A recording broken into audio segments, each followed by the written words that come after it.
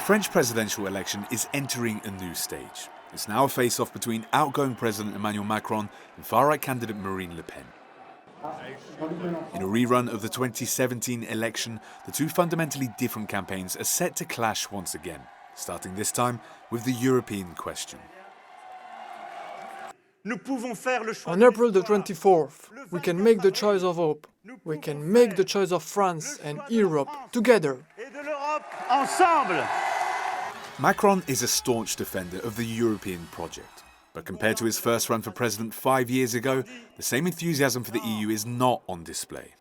I think he has to take into account the logic of the second round, which assumes a carry-over of votes, especially those of the far left, Jean-Luc Mélenchon. So Euroscepticism is not only on the far right, it is also widespread on the left. And in his last speeches, he called for a gathering of social democrats and neo-Gaullists, so not exactly passionate European federalists.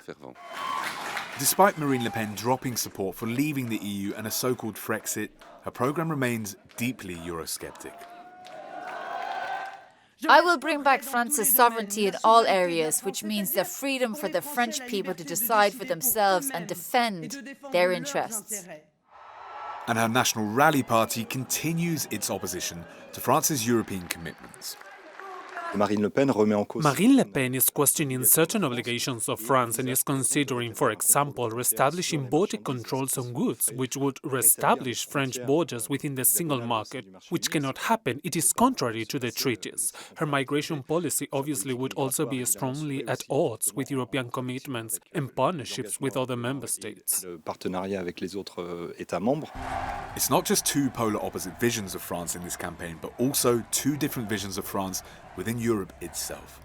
Christopher Pitcher's Euronews, Brussels.